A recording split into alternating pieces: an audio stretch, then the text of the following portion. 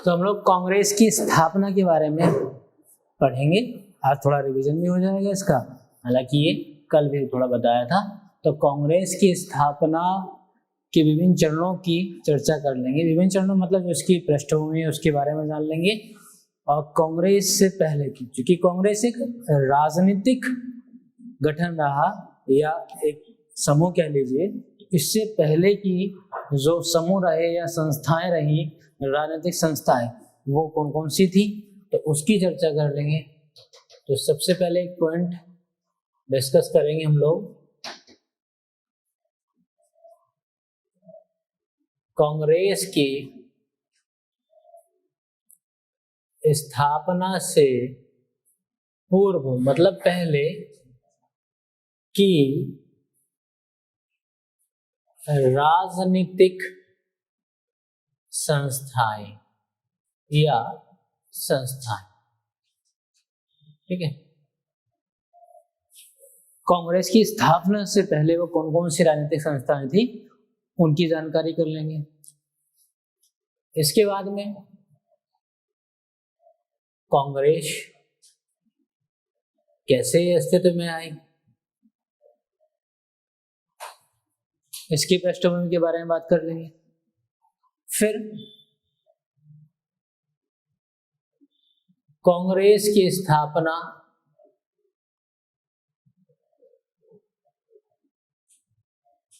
से संबंधित या जुड़े विवादों की चर्चा कर लेंगे।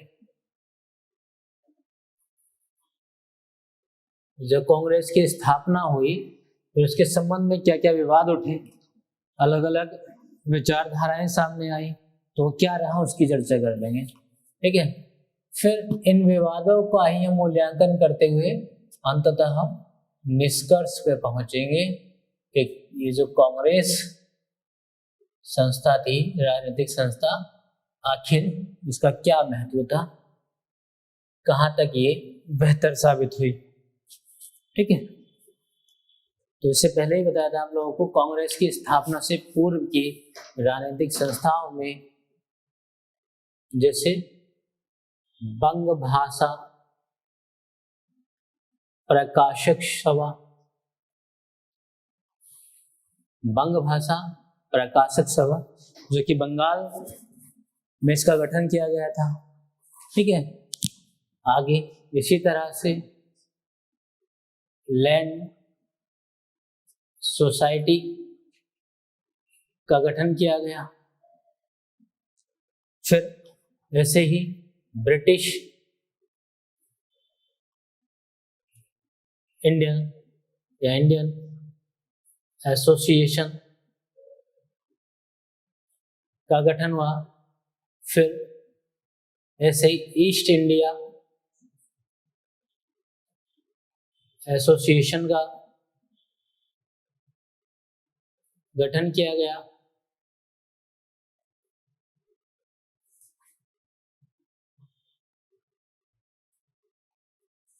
फिर ऐसे ही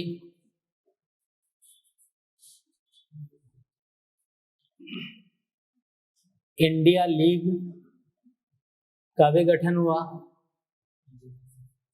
इंडिया लीग का भी गठन हुआ। ठीक है, और इसी तरह से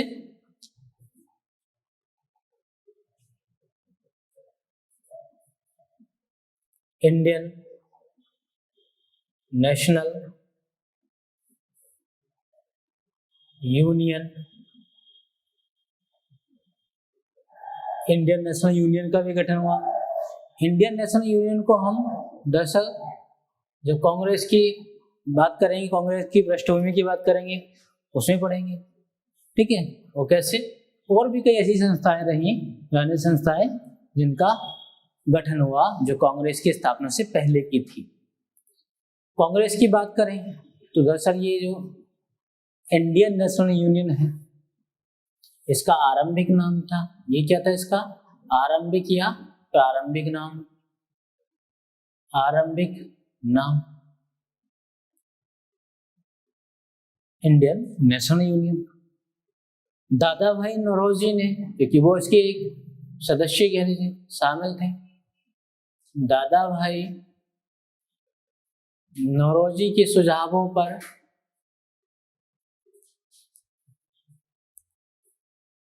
इंडियन नेशनल यूनियन का नाम बदल दिया गया और नया नाम इसको दे दिया गया इंडियन नेशनल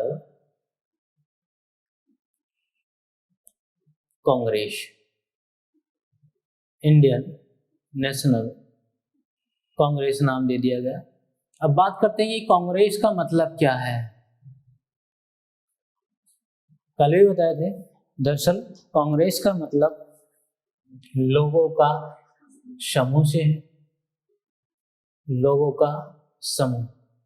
इस शब्द कहां से लिया गया है? तो यूएसए से, संयुक्त राज्य अमेरिका से इसको लिया गया कांग्रेस शब्द को। लोगों का समूह, शुरुआती अगर इसकी स्थिति देखें तो इसमें 72 से 75 लोग शामिल थे। इस कांग्रेस के संस्थापक बनाए गए। जो पहले संस्थापक वो एक रिटायर्ड ब्रिटिश अधिकारी थे जिनका नाम A.O. ह्यूम था। वहीं इसके पहले अध्यक्ष रहे व्योमेश चंद्र बनर्जी को इसका अध्यक्ष बनाया गया, पहले अध्यक्ष। तो यहाँ पे क्लियर रखना कि संस्थापक कौन है, अध्यक्ष कौन है। जल्दबाजी में दरअसल बच्चे क्या करते हैं कि जहाँ देखा अच्छा ये पूछ रहा है अध्यक्ष, संस्थापक समझेगी नहीं, वो सीधे अपना लगा दी A.O. ह्यूम को। अगर वो अध्यक्ष पूछे तो A.O. ह्यूम नहीं होंगे, कौन होंगे? व्योमेश चंद्र बनर्जी होंगे। ठीक है, तो यहाँ ये ध्यान रखने वाली बात है। ठीक, अब बात कर रहे थे हम कांग्रेस की स्थापना से जुड़े हुए ऐसे संबंधित विवादों की। तो कल भी आपको बताए थे कि इससे जुड़े विवाद, तो इसमें यही लिख देता हूं। पहला विवाद, जैसे दो इसके प्रमुख विवाद है। तो पहला सेफ्टी वॉल्व सिद्धांत से समझ में आता है। सेफ्टी वॉल्व थ्योरी, इसको समझेंगे तो पहला विवाद समझ में आ जाएगा क्या है। दूसरा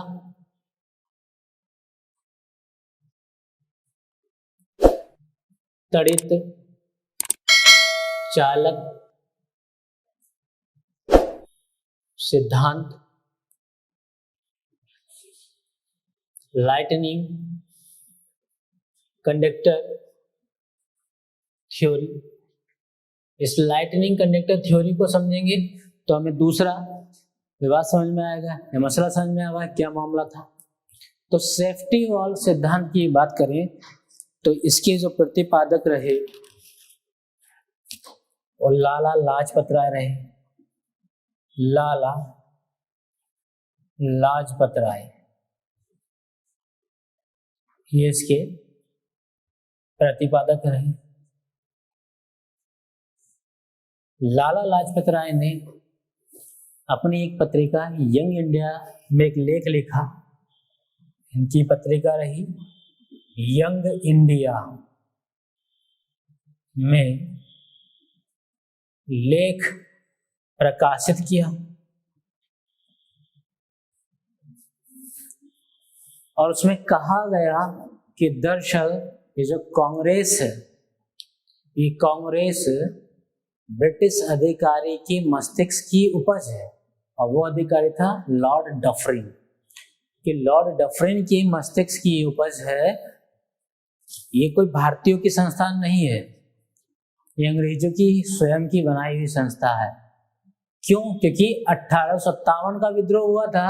1857 के विद्रोह से बचने के लिए इन्होंने इस कांग्रेस का गठन किया। क्यों गठन किया? दरअसल ये जानना चाहते हैं कि भारतीयों के मन में क्या चल रहा है, क्योंकि जो कांग्रेस में सदस्य शामिल थे वो उदारवादी विचारधारा के थे। वो अंग्रेजों से अपनी बात मनवाना चाहते थे प्रार्थना पत्र के माध्यम से, स्वर्ण पत्र के माध्यम से, रिक्वेस्ट करके। वो लोग नहीं चाहते थे कि अंग्रेज आए, वो तो अंग्रेजों को अच्छा मानते कि यहाँ पे सुधार होगा। और ठीक उस तरह जैसे अमेरिका कनाडा में सुधार हुए हैं, अर्थात वहां पे ह्यूमन राइट्स मिले हैं, तो यहाँ भी ह्यूमन राइट्स मिलेंगे। तो इनकी मांग अलग थी। ये कहते थे कि जिस तरह से अमेरिका और कनाडा में स्वशासन है, मतलब लोगों का, जनता का शासन होना चाहिए, राज करे कोई दिक्कत नहीं, हमें कोई मतलब नहीं, पर हमें स्वतंत्रता मिले, वो राइट्स मिले। लाला लाजपत राय चूंकि गरम दल से थे, थोड़ा आक्रोशित व्यक्ति थे, जज्बाती व्यक्ति थे, इन्होंने कहा इस तरह से प्रार्थना पत्र देख के काम नहीं चलेगा। ये आपका जो उदारवादी रवैया है वो इस रवैये पे ही संदेह जता रहे थे और कह रहे थे कि जैसे ही हम कोई, अर्थात जो भारतीय हैं, भारतीय अगर कोई प्लानिंग करेंगे अंग्रेजों को इस देश से निकालने की, अपनी आज़ादी की मांग करेंगे, तो कोई भी अगर योजना बनाएंगे उस संबंध में जानकारी इनको हो जाएगी। और ठीक उसी तरह से जैसे कुकर प्रेशर में एक वाल्व लगा दो ना, सेफ्टी वाल्व है, लेकिन एक कुकर प्रेशर में एक तो सीटी होती है, सीटी के बगल में होता है जो हत्ता होता है उसका, उसके बगल में होता है एक भिंडी टाइप का जैसे बीज होता है ना, एक नट बोल्ट ऐसी होता है, उसी को सेफ्टी वाल्व कहते हैं। उसे लगाया जाता है ताकि कुकर में सीटी अगर ब्लॉक हो जाए, सीटी नहीं आए उसमें, तो कुकर में अगर प्रेशर बने तो वो सेफ्टी वाल्व आसानी से ब्रेक हो जाता है और कुकर फटने से बच जाएगा। तो वही इन्होंने सिद्धांत का नाम दिया इसका, कि जैसे ही अंग्रेजों को भारतीय जन आक्रोश का अंदाजा लगेगा वो धीरे से सेफ्टी वाल्व की तरह उसको खोल देंगे, तो पूरा जो सिस्टम है इनका वो खराब नहीं होगा, आक्रोश निकल जाए। अर्थात जैसे प्रार्थना पत्र में 2-3 मांगे रखी, 2-3 मांगों में से एक मांग पूरी कर दी, बाकी आश्वासन दे दिया, तो इससे क्या होगा, इनका लंबे समय तक चलता रहेगा शासन। इस संबंध में लाला लाजपत राय ने कहा अपनी यंग इंडिया पत्रिका में लेख के माध्यम से कि दरअसल ये जो कांग्रेस है, ये कांग्रेस लॉर्ड डफरिन के मस्तिष्क की उपज है। ये क्यों कहा था? दरअसल ये कांग्रेस के सदस्य रहे, उसके कांग्रेस के नेता जो रहे, उसके उदारवादी रवैये को देख करके ऐसा इन्होंने कहा। अब बात कर लेते हैं तड़ित चालक सिद्धांत की। तो इसके प्रतिपादक की बात करें तो वो गोपाल कृष्ण गोखले, गोपाल कृष्ण गोखले इसके प्रतिपादक है। गोपाल कृष्ण गोखले ने सिद्धांत दिया और उन्होंने कहा कि नहीं, ऐसा नहीं है। दरअसल जो ब्रिटिश अधिकारी एओ ह्यूम है, एओ ह्यूम का इस्तेमाल किया है भारतीयों ने, और वो ठीक उसी तरह से किया है जैसे लाइटनिंग कंडक्टर होता है। लाइटनिंग कंडक्टर जहाँ फिजिक्स में पढ़े होंगे, तो दरअसल ये बड़ी बड़ी इमारतों पर लगाया जाता है। कॉपर की रॉड होती है, इमारत से भी काफी ऊंचाई पर, तो जैसे आकाशीय बिजली जब गिरती है तो वो रॉड अपने अंदर वो पूरा बिजली को ऑब्जर्व कर लेती है, और बाकी जो इमारत है उस पर कोई नुकसान नहीं होता है। तो ठीक उसी तरह से ये गोपाल कृष्ण गोखले ने कहा कि दरअसल जो ब्रिटिश अधिकारी एओ ह्यूम था, इसका इस्तेमाल किया गया भारतीयों ने ठीक लाइटनिंग कंडक्टर की तरह, कि अगर कोई एओ ह्यूम या ब्रिटिश अधिकारी कांग्रेस का शुरुआती संस्थापक नहीं होता तो शुरुआती दौर में ही इस कांग्रेस का दमन हो गया होता।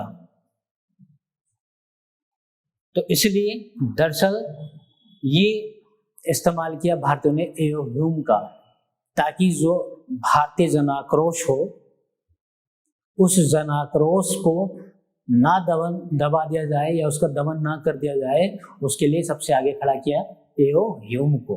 तो दरअसल एओ ह्यूम का इस्तेमाल किया भारतीयों ने। तो गोपाल कृष्ण कहते हैं कि दरअसल भारतीयों ने ब्रिटिश अधिकारी एवं ह्यूम का इस्तेमाल एक लाइटनिंग कंडक्टर की तरह किया। लाइटनिंग कंडक्टर की तरह किया इस्तेमाल। ठीक है, तो ये दोनों चीजें क्लियर हो गई, सेफ्टी वॉल्व थ्योरी और lightning conductor theory. Safety valve का सिद्धांत किसने दिया? तो लाला लाजपत राय ने दिया।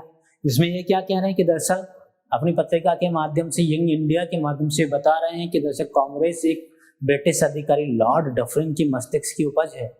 ये जानना चाहते हैं कि भारत के बीच में क्या चल रहा है, ताकि उसको, उस आक्रोश को आसानी से, उस गुब्बार को आसानी से दबा सकें। धीरे धीरे रिलीज कर दिया जाएगा। 3 मांगे रखी हैं भारत ने, 1 मांग पूरी कर दो, बाकी वो 2 हो जाएंगे वही, तो समय बीत रहा है। वहीं तड़ित चालक सिद्धांत जो दिया वो गोपाल कृष्ण ने बताया कि नहीं, ऐसा नहीं है भाई। दरअसल भारतीयों ने ब्रिटिश अधिकारी ह्यूम का इस्तेमाल किया लाइटनिंग कंडक्टर की तरह। क्यों किया? ताकि अगर शुरुआत में ही किसी भारतीय को कांग्रेस का संस्थापक बना दिया जाता तो समस्या हो जाती। समस्या ये होती कि ब्रिटिश अर्थात जो अंग्रेज हैं वो आसानी से इस कांग्रेस का दमन कर सकते थे, तो शुरुआती चरण में कांग्रेस समाप्त हो जाती। ठीक है, अब मूल्यांकन करते हुए निष्कर्ष पे पहुंचेंगे। तो मूल्यांकन करते हुए जब हम निष्कर्ष पे पहुंचेंगे तो हम देखते हैं कि दरअसल जो लॉर्ड डफरिन रहे और एओ ह्यूम जो रहे, निष्कर्ष में आ जाए तो देखिए जो डफरिन था और एओ ह्यूम, इन दोनों के बीच में 36 का आंकड़ा था। इन दोनों के बीच में 36 का आंकड़ा था। इनकी विचारधारा ही अलग अलग थी और कांग्रेस की जो स्थापना उसके बारे में डफरिन को जानकारी ही नहीं थी, उसको बाद में सूचना मिली। तो लाला लाजपत राय के द्वारा दिया गया सेफ्टी वॉल्व का सिद्धांत ये प्रासंगिक नहीं होता है। वह किसी व्यक्ति को पता ही नहीं है कि कोई राजनीतिक संस्था का गठन हो गया और आप उसको नाम दे रहे हैं कि आपकी ये मस्तिष्क की उपज है। और दूसरा, भाई अगर ऐसा होता, चलो मान ले कि इनको पता भी था, तो फिर डफरिन की उपज थी, डफरिन क्यों लाते अपने विरोधी को संस्थापक बनवाते? नहीं बनवाते ना, एओ ह्यूम को नहीं बनवाते, जबकि संस्थापक कौन रहा? एओ ह्यूम रहा। और डफरिन एओ ह्यूम में 36 का आंकड़ा था, तो इससे ये सिद्धांत सेफ्टी वॉल्व का सिद्धांत तो इसकी महत्ता समाप्त हो जाती है। अब बात कर लेंगे दूसरा, तड़ित चालक सिद्धांत। ठीक है, तड़ित चालक सिद्धांत तो चलो ठीक है कि हाँ वास्तव में ऐसा कहा जा सकता है कि कांग्रेस को आगे या इसके विकास क्रम को आगे बढ़ाने के लिए भारतीयों ने उनका इस्तेमाल किया। ठीक है, वो भी सही है एक तरीके से। अगर हम ये कहें कि सिर्फ और सिर्फ इस कांग्रेस को इस नजरिए से देखा जाए कि ब्रिटिश अधिकारियों की, अब निष्कर्ष की बात कर लेंगे, तो ये अगर हम कहें कि ब्रिटिश अधिकारियों की डफरिन की ही पूरे मस्तिष्क की उपज रही, तो दरअसल ये एक जो राजनीतिक सूक्ष्म दृष्टिकोण है वो नजर आएगा। क्यों? क्योंकि ऐसा नहीं है। इस कांग्रेस के माध्यम से ही जो इस कांग्रेस में रहने वाले नेता रहे, जो समूह रहा, उसको मौका मिल गया इस कांग्रेस के मंच से कि वो भारतीयों की समस्या, भारतीयों की जो उम्मीदें हैं, जो मांगे हैं, उनको इस मंच पे रखना, ये निष्कर्ष हो गया। तो कांग्रेस दरअसल भारतीयों की आशाएं, उम्मीदें, मांगे और समस्याएं, इन सबको रखने का एक मंच साबित हुई। भाई आपको कोई विरोधी है, आप अगर उससे कोई बात मनवाना चाहते हैं तो आप लाठी डंडा लेकर के जाएंगे, विनम्र स्वभाव लेकर के जाएंगे? बताइए, विनम्र स्वभाव लेकर जाएंगे ना, लाठी डंडा लेकर के जाएंगे तो 2 खाएंगे, ठीक है, वापसी में। तो इसलिए कांग्रेस को कहा जा सकता है कि भारतीयों को स्वतंत्रता दिलाने का एक पहला मार्ग ये रहा। ठीक है, तो पूरा क्लियर हो गया। कांग्रेस की स्थापना से पहले की संस्थाएं पढ़नी, कौन कौन सी संस्थाएं थी वो देख ली। कांग्रेस के बारे में देख लिया, इसका आरंभिक नाम क्या था, शुरुआती नाम क्या था वो जान लिया, किसके सुझावों पर इसका नाम चेंज हुआ, कांग्रेस में ऐसा वो लोगों का इसका अर्थ क्या है, तो लोगों का समूह कहाँ से लिया गया, यूएसए से। ठीक है, कितने लोग थे शुरुआत में, 72 लोग, 72 से 75 लोग शामिल थे। ठीक है, इसी में ये डिफरेंट नहीं कहा था, ये तो मुट्ठी भर लोगों का समूह है, ये क्या कर पाएगा, समझे। संस्थापक एवं अध्यक्ष जान लिए, व्योमेश चंद्र बनर्जी। फिर कांग्रेस की स्थापना से जुड़े विवाद, सेफ्टी बॉल सिद्धांत और तड़ी चालक सिद्धांत, दोनों के बारे में जान लिया अच्छे से। फिर मूल्यांकन करते हुए निष्कर्ष पे पहुंचे। ठीक है, तो निष्कर्ष में आप ये लास्ट में ये लिखना चाहें तो ये आप बात लिख सकते हैं कि दरअसल भारतीयों की आशाओं या उम्मीदों, ठीक है, और मांगों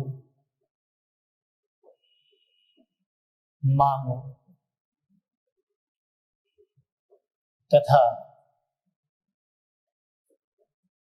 समस्याओं को रखने का एक मंच साबित हुई। कौन साबित हुई? कांग्रेस साबित हुई। ठीक है, तो पूरा क्लियर हो गया। तो आज के लिए इतना ही रखते हैं। ठीक है।